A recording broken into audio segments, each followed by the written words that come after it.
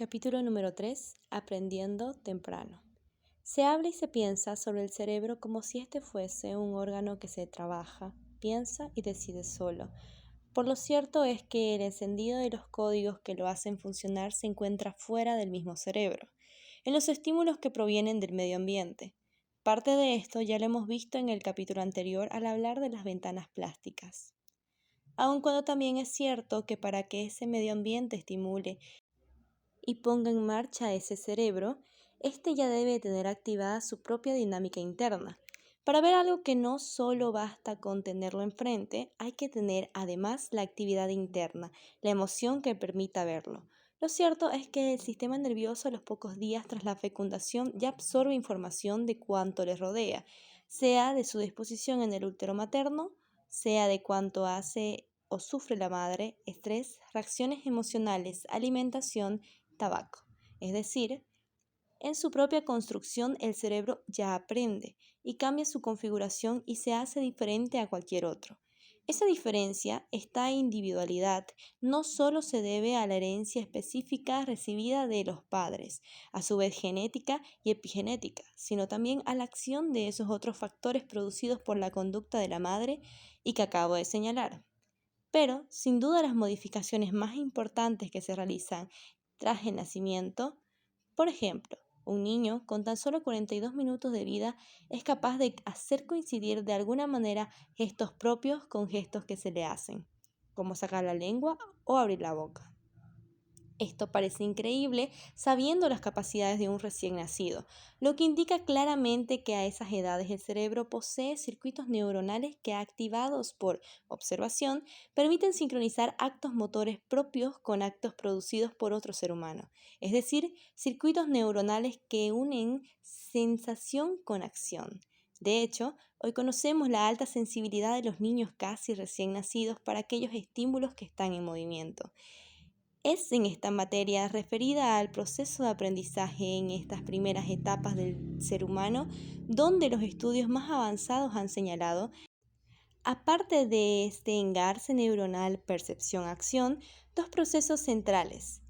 Uno de naturaleza que podríamos llamar computacional o automática y otro verdaderamente social. Desde la perspectiva computacional, se ha podido comprobar que los niños desde muy temprano poseen habilidades poderosas que les permiten automáticamente captar y procesar información del medio que les rodea sin entrenamiento alguno previo de sus padres. Por ejemplo, niños con muy pocos meses de edad son competentes para entender lo que es grande y lo que es pequeño. Y un experimento ilustra cuanto digo. Supongamos que a un niño de meses se le muestra un conjunto abultado de muchos objetos, todos iguales, sea un conjunto de 30 cubitos de colores, que luego, mientras el niño los está mirando, se ocultan detrás de una cortina, conjunto grande. A continuación se le muestran al niño otro conjunto de estos mismos cubitos, pero esta vez de tan solo 3 unidades, que también se ocultan detrás de otra cortina, conjunto pequeño. Después, tras la cortina que oculta el conjunto grande de cubitos, retiramos todos los cubitos dejando uno solo. Pues bien, si delante del niño se vuelve a abrir la cortina que oculta el conjunto pequeño de 3 cubitos, el niño no muestra ningún gesto de sorpresa. Sin embargo, si tras esto se levanta la cortina que oculta supuestamente el conjunto grande de cubitos y aparece solo uno, el niño sí hace un gesto de asombro. El niño evidentemente no puede hablar, pero parece preguntarse, ¿dónde se ha metido el montón grande de cubitos? El niño claramente ha sido capaz de computar en su cerebro la diferencia entre lo grande y pequeño y expresarlo en la conducta. En este caso, en su cara y la contractura de sus músculos que indican cierta confusión. Estas capacidades, hoy lo sabemos bien, tienen sus principales circuitos neuronales responsables en ambos lóbulos parietales, es decir, tanto del cerebro derecho como el de izquierdo, y muy específicamente alrededor del surco intraparietal, donde se construyen el sentido y significado de los números y el sentido aproximado de las cantidades. Estos son códigos que se ponen en marcha temprano en el desarrollo y, de hecho, son códigos que ya existen en los cerebros de nuestros predecesores desde hace millones de años. Curiosamente, esta capacidad que permite poder distinguir o intuir tamaño, grande o pequeño, en un conjunto de cosas ya la poseen otras especies de animales, como por ejemplo los delfines y los monos, y por supuesto los antropoides. Y sin duda que ello ha debido ser la base antes de saber hacer cálculos exactos para tomar decisiones importantes, como la de huir frente a muchos enemigos o atacar solo uno, o simplemente trepar escogiendo el árbol con mayor cantidad de frutas. Está claro que estos códigos han servido a la supervivencia del género Homo durante mucho tiempo. Los niños, cuando se les habla, son capaces de distinguir elementos, unidades fonéticas del lenguaje materno, mucho antes de los 3 años. De hecho, los niños ya tienen la capacidad de comenzar a distinguir las palabras sueltas alrededor de los 6 meses y responder a la lengua materna de una manera específica entre los 9 y los 12 meses de edad. Es más, se ha indicado que los niños americanos y japoneses que a los 7 meses discriminaban entre los sonidos de las sílabas ra y la, muy bien o bastante bien. Cambiaron de forma radical al alcanzar los 11 meses. A partir de esa edad, los niños americanos mejoran significativamente en esa discriminación, mientras que la habilidad de los niños japoneses declina de una forma aguda.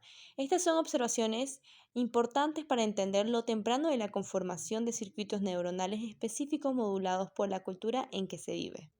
Resulta interesante que en los últimos años y basándose en estas observaciones en los niños se haya diseñado algoritmos, es decir, un conjunto de elementos bien definidos con los que se crean programas computacionales, que se expresan en la actividad de robots capaces de cambiar su conducta automáticamente como consecuencia de la propia experiencia o interacción con el medio que les rodea.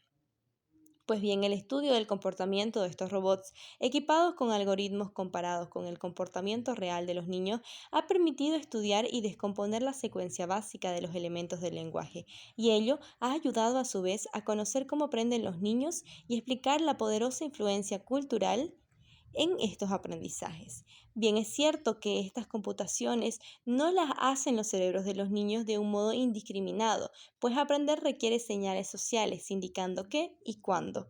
Hay que aprender y desde luego un sustrato emocional del niño que lo predisponga a la tarea, y esto es absolutamente importante en los primeros meses tras el nacimiento. La psicología del desarrollo ha identificado factores sociales que son esenciales en ese aprendizaje durante los primeros tiempos tras el nacimiento.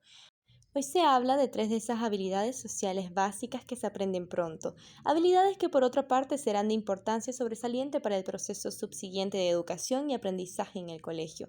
La primera es la imitación, la segunda, la atención compartida y la tercera, la comprensión empática. Los niños aprenden de los demás por imitación. Es esta una capacidad emocional innata. De hecho, es quizás el mecanismo social de aprendizaje más poderoso. Los niños imitan un amplio rango de conducta de los padres, incluyendo lo que hacen y cómo lo hacen, sus manierismos, cómo hablan y cómo gesticulan al hacerlo. Por ejemplo, un niño muy pequeño, cuando ve a su padre utilizar un teléfono, trata él mismo después de alcanzarlo y hacer sonidos al aparato telefónico. Y esto parece evidente. El niño no lo ha entrenado previamente, ni tampoco parece existir patrones de conductas innatas que lleven al niño a hacer cosas específicas de esta manera. La imitación tiene un valor enorme en el proceso de aprendizaje, pues lo acelera. Lo hace en un tiempo más corto y además multiplica las oportunidades de aprender. Solo hay que pensar, por ejemplo, el tiempo que se requeriría para que un niño, tras descubrir algo por sí mismo que fuera interesante, lo tratara de aprender por un proceso de prueba-error. Esto último requeriría una enorme cantidad de tiempo.